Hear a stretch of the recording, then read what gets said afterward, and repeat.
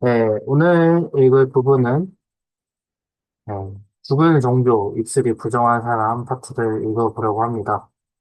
네, 저번에는 하나님을 이름을 하나님이 존재하신다는 사실을 이제 부정하는 사람들에 대해서 이제 이야기를 해주셨는데 오늘 이제 마틴 로이드 존스 목사님이 해주실 이야기는 하나님이 네, 존재한다는 건 알지만 존재하지 않는 것처럼 살아가는 사람들에 대해서 네, 좀 이야기를, 설교를 해주시는 부분을 이제 같이 읽어보고자 합니다.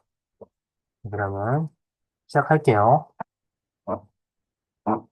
전능하신 이 여호와 하나님께서 말씀하사 해 돋는 데서부터 지는 데까지 세상을 부르셨도다. 온전히 아름다운 시온에서 하나님이 빛을 비추셨도다. 우리 하나님이 오사 잠잠하지 아니하시니 그 앞에는 삼키는 불이 있고 그 사방에는 광풍이 불리로다.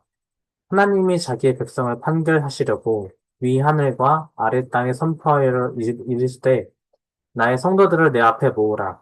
그들은 제사로 나와 언약한 이들입니다. 10편 50편 죽은 종교 입술이 부정한 사람 10편 50편의 전체 메시지를 주의하여 보기 바란다. 여러 가지 다른 형식과 형태로 전개되어 있지만 본질적으로는 한 논쟁과 메시지로 구성되어 있다. 아마 중심 구절을 찾는다면 21절 말씀일 것이다. 네가 이 일을 행하여도 내가 잠잠하였더니 내가 나를 너와 같은 줄로 생각하였도다. 그러나 내가 너를 책망하여 내 죄를 내 눈앞에 낱낱이 드러내리라 하시는도다. 하나님을 믿지 않는 사람들, 즉 하나님이 없다고 하는 현대인들의 경우를 앞장에서 함께 고려해 보았다. 우리는 시편 14편의 첫 구절인 어리석은 자는 그의 마음에 이르기를 하나님이 없다 하는도다는 말씀을 보았다. 한편 이런 질문을 해보겠다. 시편 14편 1절에 어리석은 집보다도 더 어리석은 짓이 있겠는가? 하나님이 없다고 하는 어리석음보다 더 큰 어리석음이 또 있겠는가? 시편 50편에 의하면 더 큰 어리석은 자가 있다는 암시를 받는다. 하나님을 믿는다고 하지만 자신의 생활과 매일 행동에서 하나님을 잊어버리고 하나님이 존재하지 않는 것처럼 행동하는 어리석은 사람이 곧 그들이다. 참으로 그것이야말로 더 큰 어리석은 짓이다. 지금까지 우리가 생각해온 사람들에 대해 무슨 말을 한다 손 치더라도 최소한 그들은 시종일관 자신들의 삶을 살고 있다는 것을 인정해야 할 것이다. 그들의 삶에는 모순이 없다. 하나님을 믿지 않는다고 말하는 이들은 그 가정과 추측에 의해 삶을 유지한다. 하나님은 그들의 생각에 있지도 않고 그들의 행동을 인도하시지도 않는다. 자신들이 하나님을 믿지 않기에 성경을 읽지도 않을 뿐더러 말씀에 전혀 상관하지 않고 살아간다. 그러나 다른 사람들은 더 심한 상태와 조건 속에 살고 있다. 자신들의 어리석음 위에다가 스스로 모순되는 죄를 짓기 때문이다. 그들은 하나님을 믿는다고 주장하지만 그 믿음이 명백하고 분명하게도 자신들의 생활, 삶의 경향, 행동과 삶 전체에 아무런 영향이나 효력도 못 미치기 때문이다. 그들은 자신들이 믿는다고 주장하는 것과 상반되게 사는 자들이다. 그러한 어리석음은 하나님이 없다고 주장하며 사는 사람들보다 더 어리석은 짓이라는 것을 말하고 싶다. 그 점은 10편 50편에 명백하고 확실하게 전개되어 있다. 우리의 주의를 요하는 시편이므로 간단히 분석해 보고자 한다. 처음 6구절은 시편 기자를 통해 하나님이 사람들을 심판대에 앞에 부르신다. 알다시피 그 심판은 가장 엄숙한 태도로 공고된다. 전능하시니 여호와 하나님께서 말씀하사 해 돋는 데서부터 해 지는 데까지 세상을 부르셨도다. 1절 말씀. 또 하나님이 자기의 백성을 판결하시려고 위 하늘과 아래 땅에 선포하여 라고 표현한다. 그 엄중한 것이 사람들에게 선포될 때 하늘과 땅이 증언하기 위해 소집되는 것을 성경에서 항상 발견할 것이다. 이사야의 예언과 첫 부분에서 그 예를 볼 수 있다. 선지자는 이스라엘의 죄를 주시하고 그들의 죄를 낱낱이 고발하면서 하늘과 땅을 불러 증언하게 했다. 하늘이여 들으라, 땅이여 귀를 기울이라.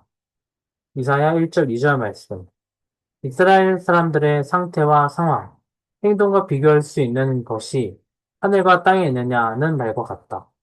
여기 처음 6절 안에서 가장 엄숙한 심판의 선포는 다음의 말씀으로 끝을 맺는다. 하늘이 그의 공의를 선포하리니 하나님 그는 심판장이심이로다. 이 말씀보다 더 엄숙한 것은 없다. 특별히 모든 인류와 이스라엘 자손들에게 향한 하나님의 심판, 이 위대한 선포에 관심을 기울일 것이 요구된다. 7절부터 15절은 제사와 제물에 관한 우애와 오용에 관해 매우 생생하게 표현되어 있다. 내 백성아 들을지어다. 내가 말하리라. 이스라엘아 내가 내게 증언하리라. 나는 하나님 곧 내 하나님이로다. 나는 내 재물 때문에 너를 책망하지는 아니하리니 내 번제가 항상 내 앞에 있음이로다. 50편 7절로 8절 말씀. 그곳에서 하나님의 책망은 재물을 가지고 오지 않아서가 아니다. 그들은 재물을 가지고 왔다. 내가 보여주려는 것은 잘못된 방법으로 재물을 가지고 왔기 때문에 책망하셨다는 것이다. 그들은 하나님이 명령하신 재물과 제사의 목적에 대해 잘못 이해하고 있었다. 그것에 대한 그들의 시야는 잘못되었고 그것을 오용했던 것이다. 16절부터 22절은 이스라엘 백성이 하나님의 법과 그들과 맺은 하나님의 언약을 매우 잘못 이해하고 있음을 보여준다.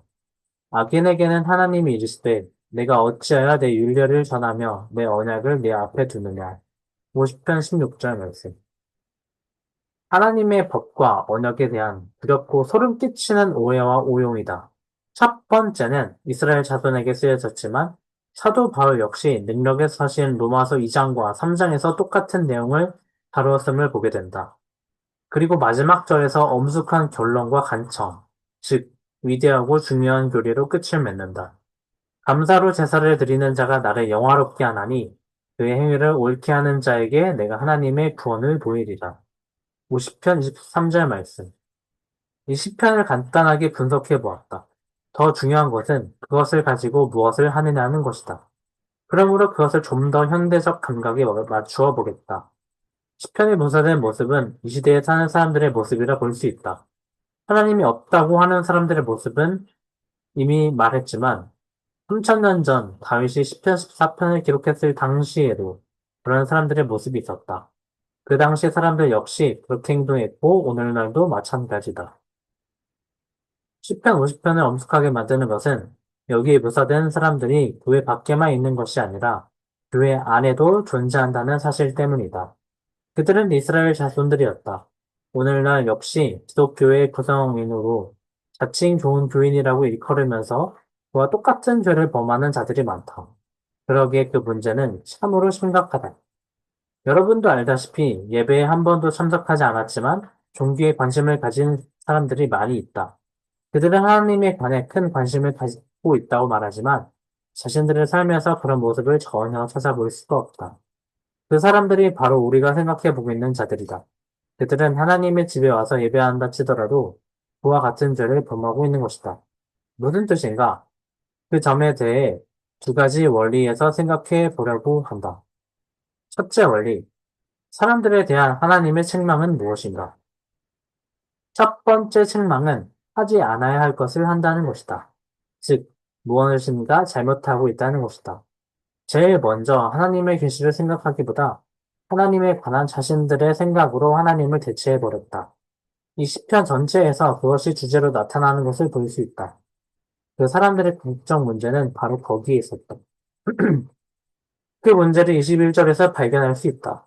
내가 나를 너와 같은 줄로 생각하였다. 내가 생각하였도다 라는 것이 문제다. 그것이 그와 같은 사람들의 첫 번째 문제이다. 그들은 하나님을 믿고 하나님과 종교에 관심이 있다고 한다. 그러나 궁금한 것은 하나님에 관한 그들의 생각이 어디서부터 왔느냐 하는 것이다. 하나님에 관한 그들의 생각이 어디서부터 왔느냐 하는 것이다. 그들의 자신들의 견해와 모든 행사를 어디에 기초하고 있는가 하는 것이다. 하나님, 신앙, 그리스도인의 삶에 관한 그들의 견해를 무엇으로 인정해야 하는가? 대답은 간단하게도 모든 것이 자신들에 의해 결정된다는 것이다. 이 시대에는 그런 사람들이 많다는 것에 동의할 것이다. 우리는 더 이상 하나님이 없다는 사람을 논하는 것이 아니다.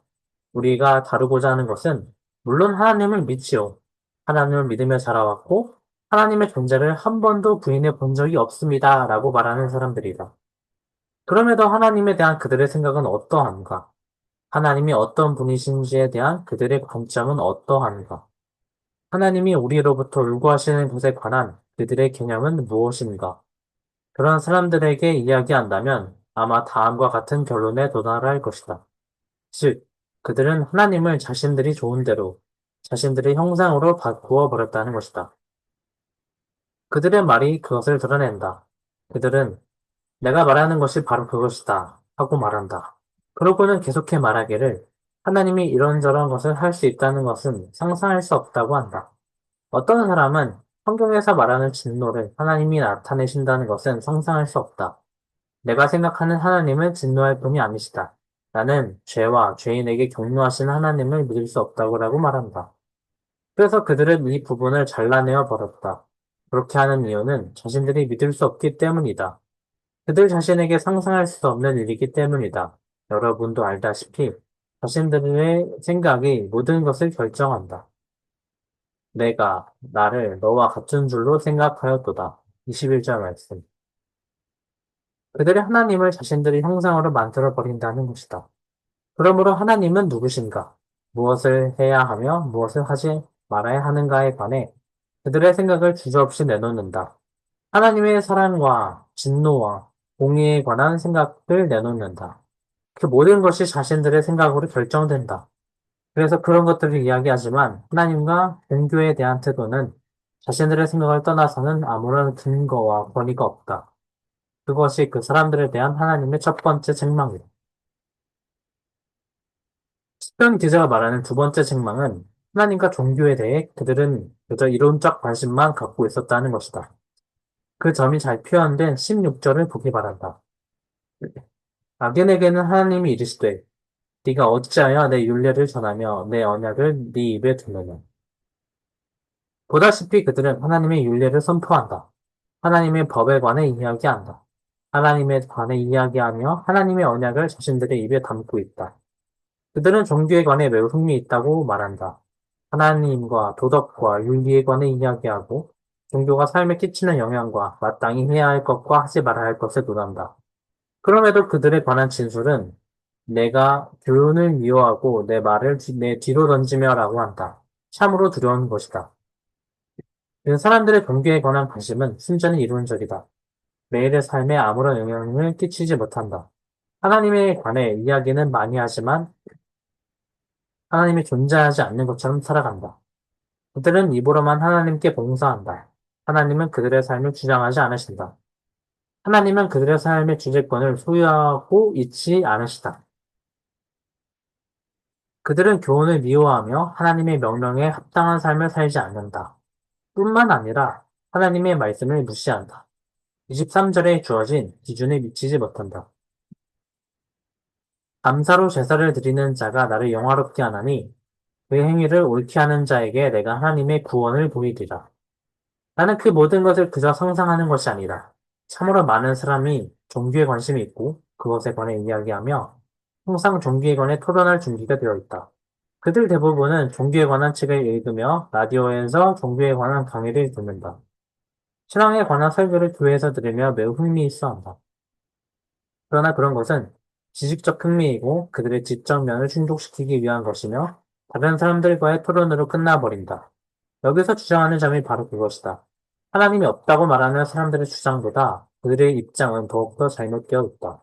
하나님, 신앙, 경건한 삶에 관해 순전히 이론적이며 학문적 흥미를 가진 것보다 더 두려운 일이 어디 있겠는가. 세 번째이지만 마지막 책망은 처음에 분석해본 결과에서 보았던 것처럼 신앙과 제사와 재물에 대해 완전한 잘못된 관점을 지니고 있다는 것이다. 시편 기자는 구체적으로 그것을 설명하고 있다. 이스라엘 백성에 관한 시편 기자의 말은 구약에서 계속적으로 반복되어 왔다. 그것은 선지자들의 큰 부담이었다. 그러나 몇몇 사람들은 그 부분을 잘못 이해했다. 그로 인해 선지자들은 재물과 제사를 믿지 않는다고 생각했다. 고등 비평가라 불리는 사람들은 구약의 선지자들과 제사장들 사이에 큰 논쟁이 있었다고 말한다. 제사장들은 제물과 제사를 믿었지만 선지자들은 아무 소용이 없으므로 사람들로 하여금 상관하지 않게 했다고 그들은 말한다. 그것은 구약의 예언을 왜곡하는 일이다. 그것이 문제가 아니었다. 선지자들의 가르침은 재물과 제사를 하나님의 전에 바치지 말라는 것이 아니라 올바른 태도로 해야 한다는 것이다. 선지자들의 책망은 이스라엘 자손이 재물과 제사를 오용하고 남용했다는 것이다. 그들은 재물과 제사를 오직 외형적으로만 생각했다. 이스라엘 백성의 태도는 오늘은 재물과 제사를 드리는 날이므로 가서 제사를 드려야지 하는 것이었다. 그들은 재물과 제사를 바쳤지만 차라리 집에 머무는 것이 더 나을 뻔했다. 왜냐하면 전적으로 형식적이고 기계적인 태도를 들였기 때문이다.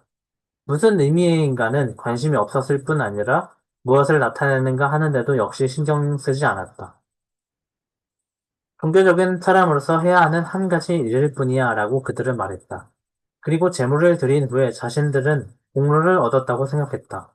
우리는 다시 올바른 관계를 갖게 됐어. 하나님의 전에 재물과 제사를 드렸으므로 용서받았고 예전처럼 계속해 살아갈 수 있어. 라고 말했다. 그들은 제사가 자신들을 위해 공로를 얻게 했으므로 더 나은 사람이 되었다고 믿었다. 참으로 이 문제는 심각하다. 그들은 하나님께 유익을 끼쳤다는 생각과 태도로 이 모든 것을 했다는 것이다. 연속되는 진술을 들어보라.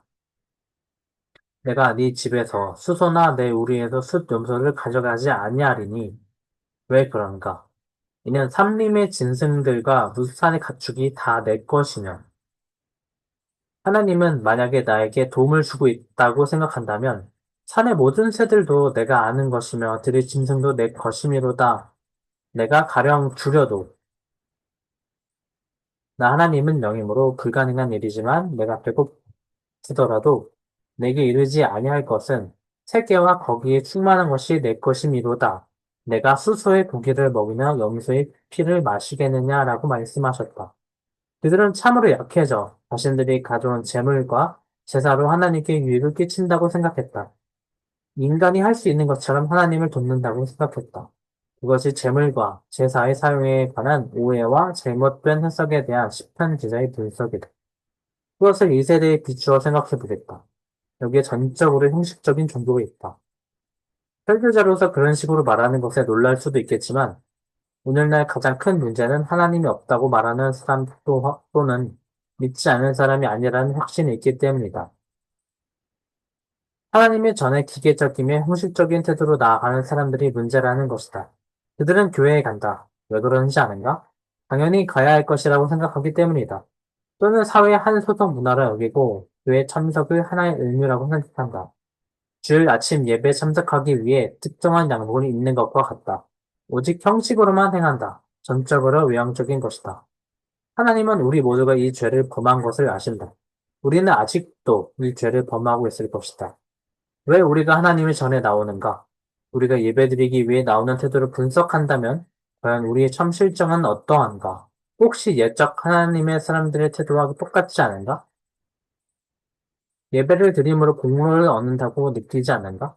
주일 아침마다 수많은 사람이 교회에 가지만 그것이 전부이다. 예배를 마쳤으므로 이제 그들은 가서 자신이 원하는 일들, 곧 가족에게 편지를 쓴다든지 신문을 읽는다든지 TV에서 흥미진진한 프로그램을 시청하는 등의 일을 한다. 주일 아침 교회에 다녀왔으므로 그 모든 것을 다 마친 것이다. 이스라엘 자손의 문제가 바로 그것이다. 그것은 형식적이고 기계적인 것에 불과했으나 그들은 예배가 공로를 이룬다고 믿었다. 이 시대 역시 마찬가지다. 우리는 착한 사람이다. 하나님을 믿지 않는 세상 사람들과는 같지 않다. 우리는 예배에 참석한다. 라고 그들은 말한다. 얼마나 두려운 일인가. 강조해 말하지만 하나님의 전에 형식적으로만 나아가면서 하나님께 유익을 끼친다고 생각하는 사람은 하나님이 없다고 말하는 교회 밖의 사람보다 10배나 더 나쁜 것이다. 우리가 얼마나 착한 사람인가. 예배를 드렸으므로 우리는 참으로 선한 사람들이다. 주일에 한 번 예배에 참석하는 것으로 충분하다.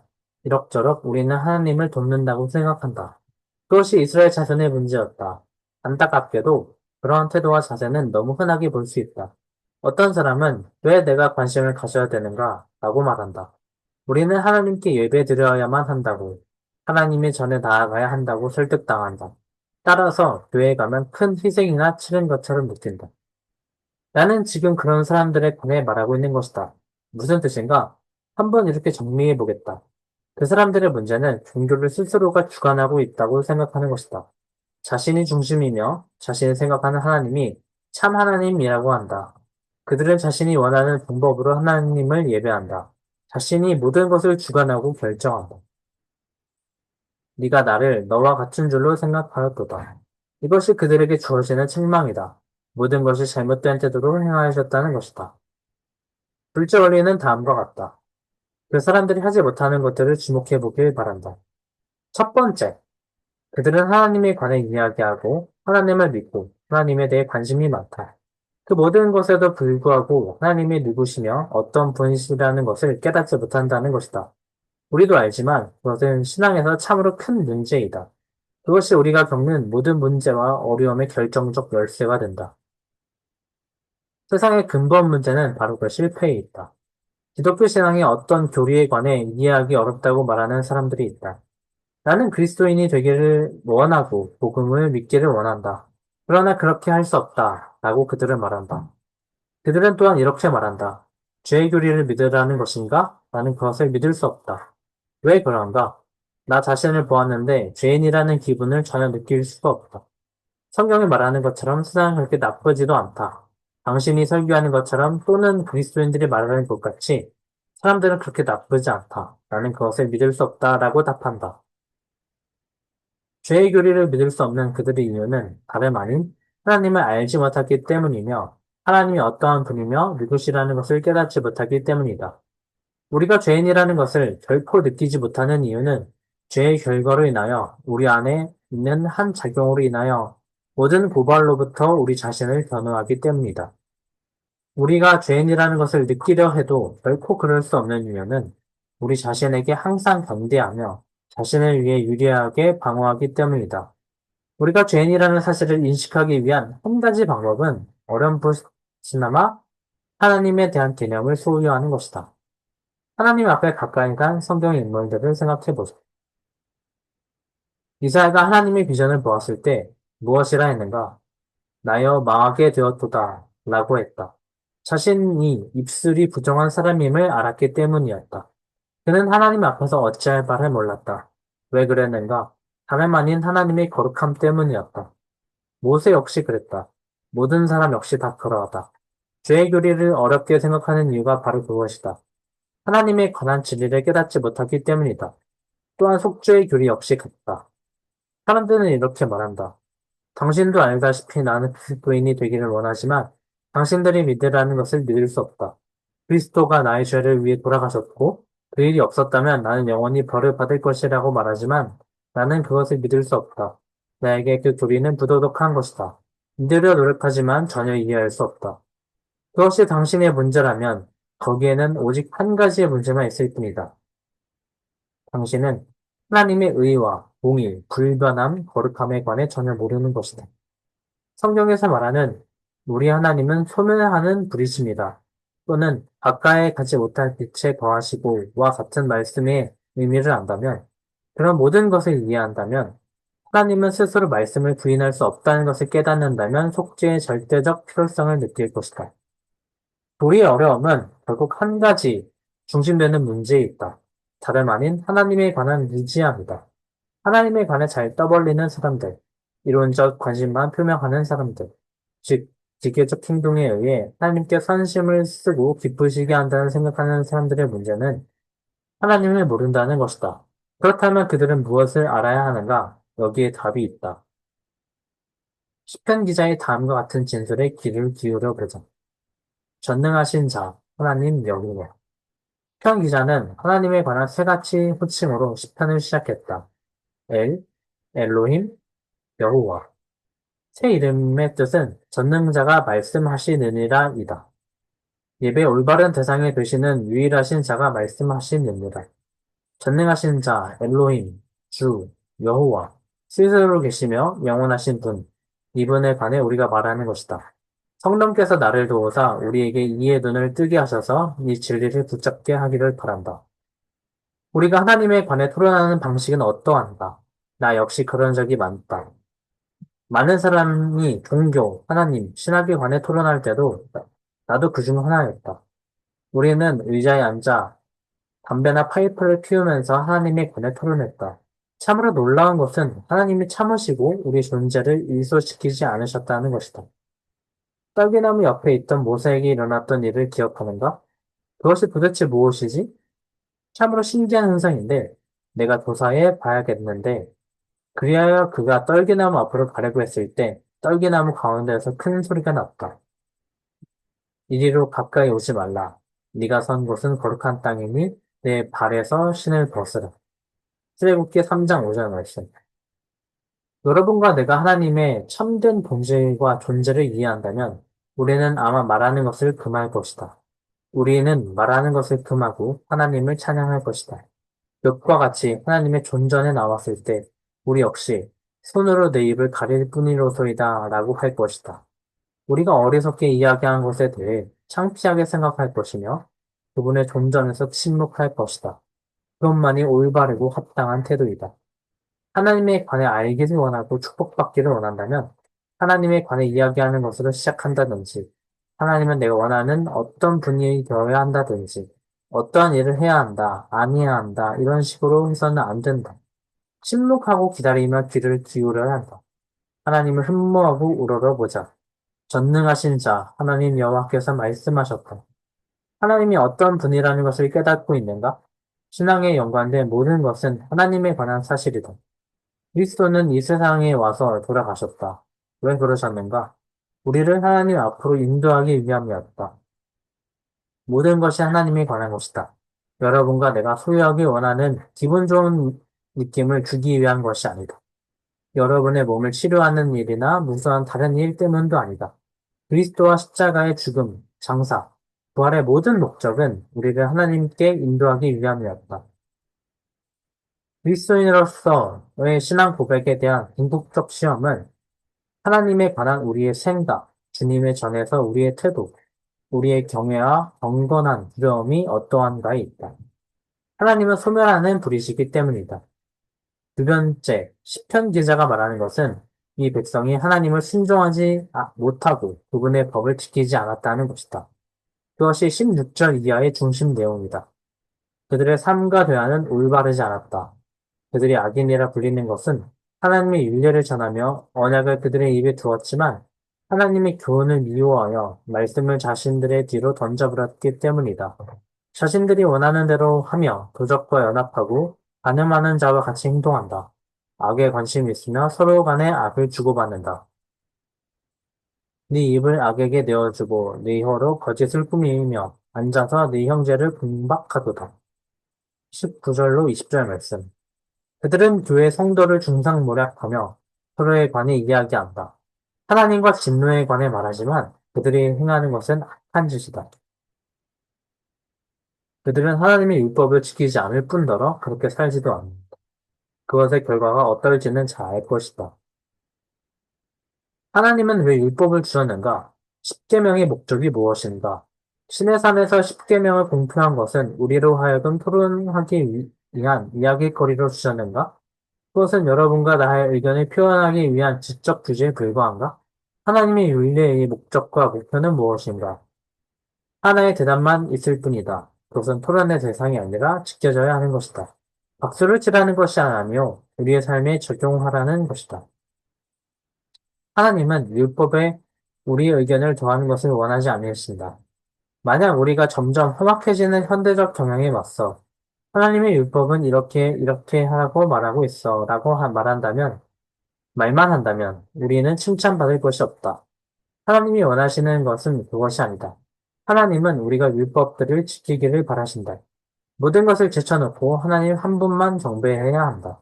우리의 나라, 소유물, 자녀, 아무것도 경배할 수 없고 오직 하나님 한 분만 경배해야 한다. 우상이 있어서는 안 된다.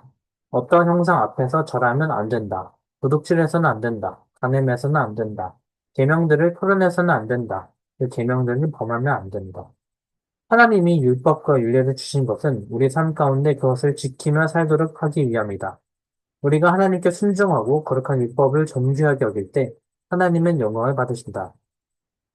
그것이 율법을 주신 하나님의 목적이다. 다음으로 그 사람들이 깨닫지 못하는 것은 엄청나며 소름 끼치는 일이다. 다름 아닌 하나님이 심판자라는 것과 심판하신다는 사실을 깨닫지 못하는 것이다. 하늘이 그의 공의를 선포하리니 하나님 그는 심판장이시미로다. 21절을 가지고 그 점에 대해 좀 더 생각하려고 한다. 그 사람들을 생각해보자. 하나님에 관해 이야기하며 율법과 율례를 논하며 제물과 제사를 드리는 이들. 전혀 하나님을 생각지 않고 자신들의 생각과 계획과 뜻대로 살아가는 사람들. 그들은 잠시 약간의 두려움을 느끼곤 한다. 그 이유는 그들 안에 있는 양심이 잘못된 것이라고 말하기 때문이다. 율법에 관해 이론적 지식을 소유했으므로 그들의 잘못으로 무슨 일이 일어날까 궁금하게 느낀다.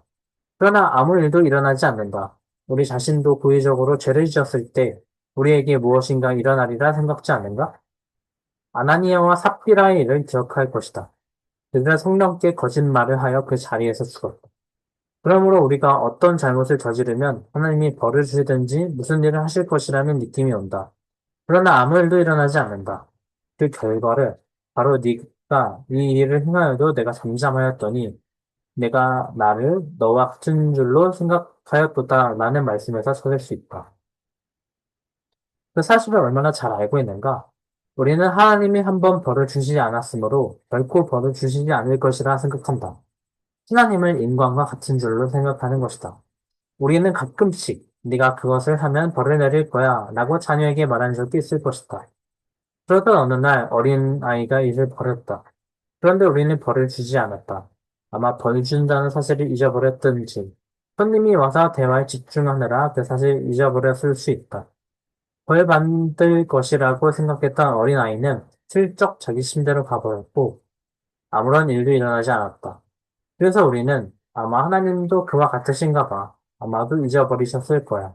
벌 받을 줄 알았는데 아무런 일도 안 일어났잖아 라고 생각한다. 내가 잠잠하였더니 네가 나를 너와 같은 줄로 생각하였도다. 그렇지 않으면 이렇게 생각했을 것이다. 아마 하나님은 못 보신 것 같아. 내가 비밀리에 일을 했으니 모르시겠지. 보셨다 해도 잊어버리신 것 같아. 어떻든지 간에 아무 일도 하시지 않는 것 같아. 하나님이 율법을 주셨지만 우리가 종종 내던져 버리는데도 아무 상관도 하시지 않는 걸 보니 하나님도 우리와 같은가 봐. 율법을 주시고도 단번에 우리에게 적용하지 않는 걸 보니 어떻게 하시지 않을 것 같아. 우리에게 아무런 일도 일어나지 않을 거야. 이렇게 해서 해야겠어. 뭐든지 괜찮아. 하나님은 사랑이심으로 모든 것이 다 괜찮을 거야. 그것이 사람의 실수 중 가장 무서운 실수이다. 다음 말씀을 청중해보자. 네가 이 일을 행하여도 내가 잠잠하였더니 네가 나를 너와 같은 줄로 생각하였도다. 그러나 내가 너를 책망하여 네 죄를 내 눈앞에 낱낱이 드러내리라 하시는도다. 하나님을 잊어버린 너희여, 이제 이를 생각하라. 그렇지 아니하면 내가 너희를 찢으리니 건질 자 없으리라. 시편 50편 21절로 22절 말씀. 네가 나를 너와 같을 줄로 생각하였도다. 그러나 하나님은 결코 우리와 같지 않으시다. 그분은 영원토록 절대적으로 다른 분이시다. 공의로우시고 의로우시고 거룩하시고 영원하시며 불변하시고 말씀하신 것을 확실하게 이루시는 분이다. 하나님은 우리에 관한 모든 것, 우리의 행동 하나하나도 숨김없이 다 아신다. 내가 하늘에 올라갈지라도 거기 계시며 음부에 갈지라도 거기 계신다. 동쪽으로 간다 해도 도망갈 수 없으며 서쪽으로 가도 이미 와 계신다. 어디든지 계시며 모든 것을 다 아신다. 내 눈앞에 낱낱이 드러내리라. 요한계시록에서 말하기를 책이 열릴 그날에 온다고 했다. 그것은 이 세상에 살았던 모든 사람, 앞으로 살 사람들이 할 모든 행동을 기록해 놓은 책이다. 모든 행동, 생각, 말이 하나님께 알려진다. 지으신 것이 하나도 그 앞에 나타나지 않음이 없고 우리의 결산을 받으실 이의 눈앞에 만물이 벌거벗은 것 같이 드러나느니라. 히브리서 4장 13절 말씀. 세상에 있는 사람들은 그 모든 것을 믿지 않는다고 말한다. 그들에게 최소한 일관성이 있는 것은 하나님을 믿지 않기 때문이다. 내가 말하는 것은 하나님을 믿는다고 말하는 사람들이다. 하나님을 믿는다면 그 사실을 믿어야 된다. 그렇지 않으면 자신의 모순에 갇혀버린 어리석은 자가 되는 것이다. 하나님이 정말 하나님이시라면 우리 개개인에 관한 모든 것을 아실 것이다. 하나님이 하나도 잊어버리지 않는 것은 하나도 잊어버릴 수 없기 때문이다. 모든 것이 하나님께 알려진다. 하나님은 우리 앞에 차례로 보여주실 것이다. 우리 모두는 자신의 행동에 관한 보고를 드려야 된다. 그것이 성경 처음부터 끝까지 가르치는 교리임에도 사람들은 그 진리를 잊어버렸다. 그 다음으로는 하나님을 예배하며 찬양하는 것을 저버렸다. 감사로 하나님께 제사를 드리며 지존하신 이에게 내 서원을 갚으며 14절. 감사로 제사를 드리는 자가 나를 영화롭게 하나니 23절 말씀. 여기서 우리는 성경의 메시지 중 가장 영광스러운 부분을 접하게 된다. 하나님이 원하시는 것은 우리 마음이다. 재물과 제사 같은 것을 원하시는 것이 아니다. 이론적이며 지식적 관심은 원하지 않으신다. 신학을 가지고 논쟁만 하는 것은 원하지 않으신다. 절대로 그런 것을 원하지 않으신다. 하나님은 그저 우리의 의견과 행동만 원하지 않고 마음을 원하신다. 하나님은 이런 모든 것을 초월하신다. 천산의 생축이 다 하나님께 속했으며 하나님이 다 아시는 것이다.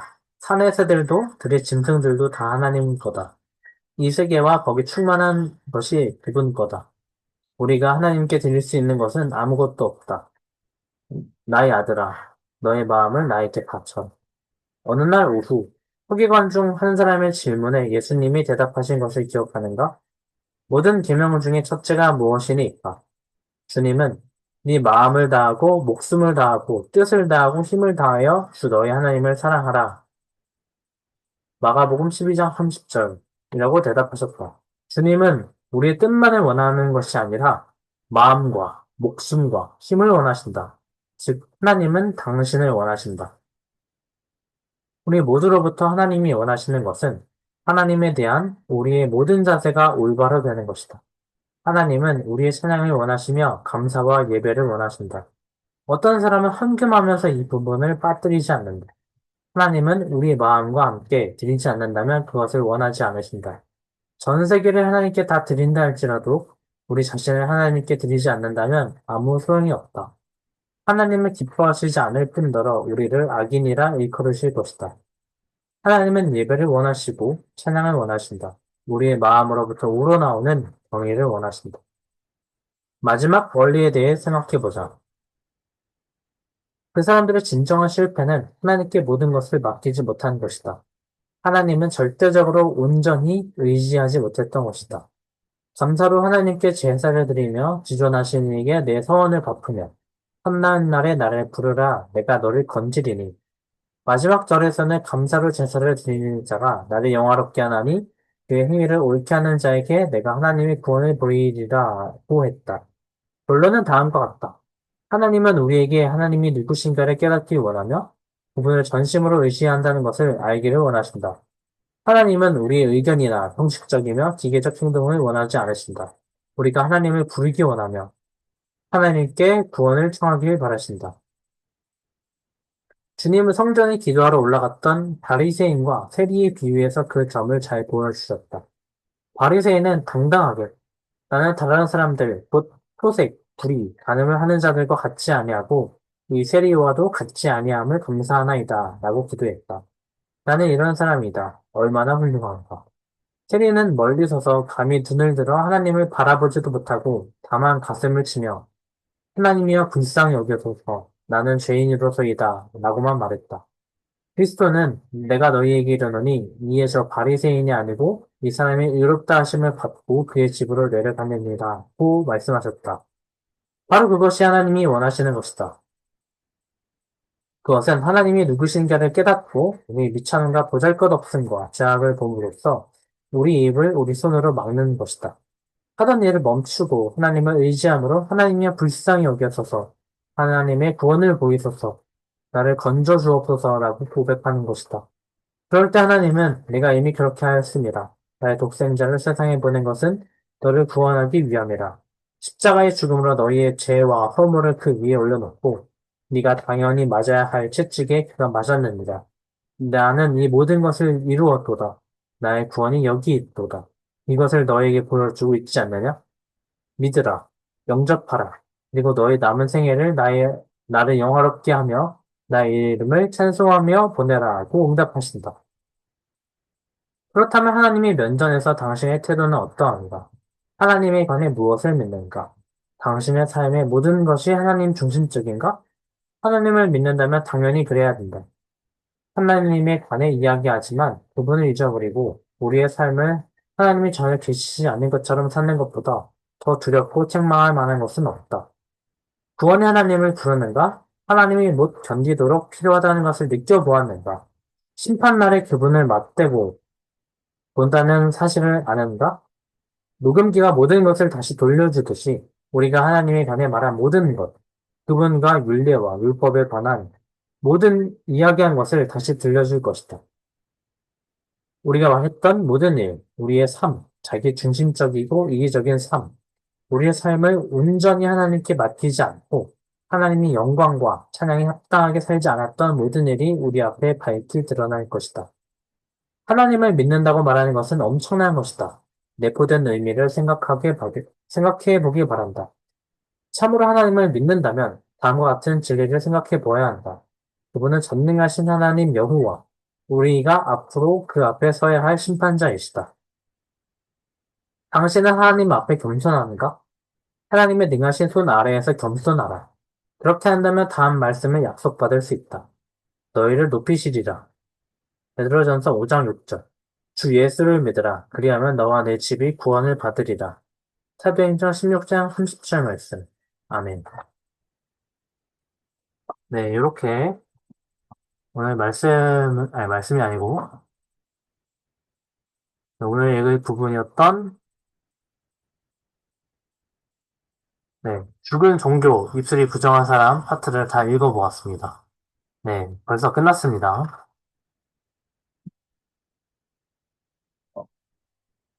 딱 선정하는 책들이 파트가 딱 40분 정도 네, 진행이 되는 것 같아요. 그래서 결국에 이제 하나님이 하나님을 믿는다고 말하지만 이제 실제로 그렇게 살아가지 않는 사람들에 대해서 이야기를 나누어 보았는데요. 이제 결국 이제 하나님을 이제 우리 잘 알아야 된다라는 부분도 좀 인상이 깊었고 그리고